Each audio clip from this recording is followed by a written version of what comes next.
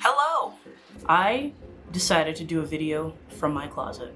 I've been stuck on an idea and this one just popped in randomly. So we're gonna roll with it and we're not gonna acknowledge it. I'm just in a closet and that's how it is. Today we're here to talk about waifus. Not just any waifus, badass waifus. Now, I don't know how 02 got to #1 waifu. Darling in the Franxx had just as much time as all the other waifus I'm about to mention here, and I feel like these badass women are being severely overlooked. But there are reasons as to why, and while they might not be popular for you, they certainly are for me. So if you're not gonna get one, I'm gonna get them all. Now, Celti is my waifu. I don't know if anyone remembers the anime Do-Da-Da-Da. Every time I try to explain it to an anime fan, they never really know what's going on. Not in terms of what's going on in the show, but why I'm mentioning it. Because Do-Da-Da-Da, I believe, ended in 2017. Nevertheless, it's my favorite anime. And from my favorite anime come my two favorite waifus, Celti and Erica. Celti provides the supreme juxtaposition between badass supernatural waifu and cute, the kawaii. Now, among these badass waifu choices, I have realized just now that most of them display qualities of a tsundere, which, I mean, I guess I do like tsunderes, though I don't think that, you know what, fuck it, I do like tsunderes. I like my badass waifus and I like them to be tsundere badass waifus. It's a bit confusing realizing that you have a fetish for tsunderes, considering that in my own loving and caring relationship, I am also a tsundere. But I guess you want what you are. But I guess the main perk about these badass anime women is that they're very easy to catch. Not like easy mode, but we're talking like baby, like pre-K mode. Now, I'd truly hate for someone to go without something that they want, so I'm actually here to help you. I'm here to let you experience the joys that I feel when I look and obtain a new addition to my badass waifu collection. And through this 4-step process, I am willing to make my dreams your reality. And if you somehow manage to catch one on your own, I mean, hey, Post Cully here. If you found one, help it out! Slide them over! If you found one, there must be more somewhere. Step 1, be helpless. I don't know. If you're a man's man, this might not be the step for you. These type of S-grade anime women tend to hold enough testosterone for the both of you. They're like a vacuum. Any room that they walk into is immediately dominated by their presence. They juxtapose you in ways you can't even imagine. You'll physically feel estrogen flood your body as the trace amounts of those gym blood pumped fuel testosterone chemicals just leave. And something like Attack on Titan, this is like a 50-50 because the entire anime just oozes manliness. Not specifically manliness, but everything is so dark and depressing, you won't notice the testosterone leaving. You probably won't even notice your own self crying. But in something like Shikimori-san is very cool. Yeah, watching two episodes, it's like an overload of cute. Not from Shikimori herself.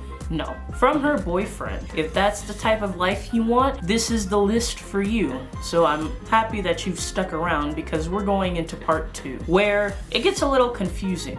Because while she has annexed all of the testosterone from your body, you have to save her first in order for her to have that hero-like worship. That's really the only reason she's going to love you to begin with. Mikasa used to be a kind, sweet girl. She used to knit. She used to just be a normal girl. And then someone kidnapped her, and then Eren did, what Eren does, and she became a a very strong and very dependent woman. While that isn't necessarily a bad thing, he only obtained that because he saved her. Not her feelings, though. He activated those badass powers within her by saving her. And this really ties into the whole be helpless, because while he was in the midst of saving her, he was needed to be saved himself. He was helpless. He was getting choked, like he was physically getting choked out. And Mikasa had to activate her powers in order to save him. Now, before you go on and say,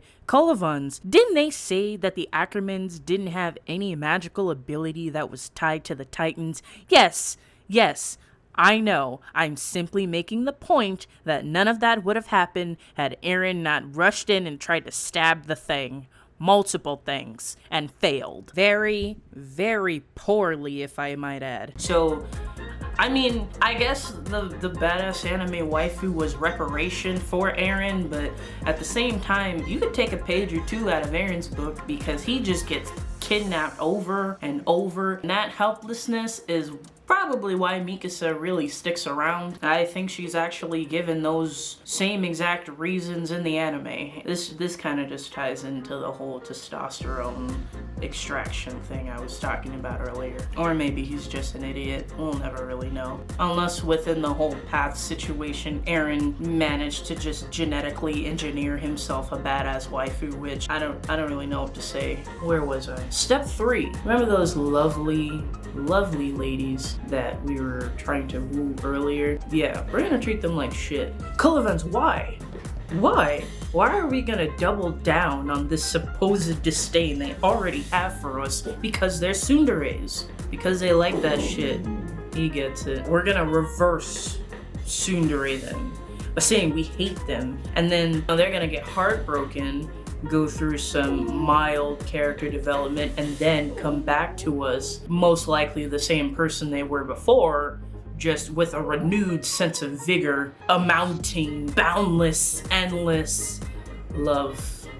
Maybe. Think about it. Remember how Eren yelled and headbutt Mikasa? Remember how Yuki yelled at famous yandere serial killer Yuno? Remember how Shinra basically told Celti the whole time he knew where her head was and didn't tell her because he was that selfish for her sake? Remember when Armin basically jailed Annie for like 4 or 5 years in a crystal prison and then told her he was in love with her? Yeah, that's kind of what it's looking like. Yes, you yell at them. You tell them you hate them. You tell them you want your testosterone back. You tell them that you're not going to continue this anime without giving them a thorough explaining as to why they suck so bad. Which leads into step 4, obsess over them. You pull the reverse card on them. You literally set down your Uno reverse card and you start obsessing over them. Because usually when you tell someone they're kind of shitty, they don't want to talk to you for a while. And you make sure they don't talk to you for a while of your own volition. And then you realize, wait, I actually don't mind that you watch me shower. I don't mind that you accompany me on every step that I take. I don't even mind you throwing your life away for me, because I'm gonna do the same for you too. Now, of course, there are some exceptions. I highly doubt that if Izumi told Shikimori-san that he hated her, she would take him back. Although that is a flip of the coin, because she does seem like the type that would probably go back to that situation given some incentive. Once you have completed all 4 of these steps, you are likely to grab yourself a waifu. Probably only the waifus that exist before the 2017 anime era, as the waifus nowadays actually have standards, which I can appreciate. If you consider you're a badass waifu, which I do, I highly doubt that this list would make any sense, because Yor is a woman that knows what she wants. She prepared her marriage proposal well in advance. She told him, she told Lloyd that she wanted to get married because he was the only person that would understand her, and Lloyd actually was probably the only person that would understand her. He didn't have to jump any hoops. He got his waifu because he got lucky. And in the end, getting an anime waifu and getting a girlfriend usually is all about luck. And I can get some watch time if I'm lucky with this algorithm. Stay tuned for more how-tos. I've actually got a video launching a new series, but look out for that. You know, subscribe. Maybe follow me on Twitter. I'm actually really lonely on Twitter. But even if you don't do that, stay safe, everyone.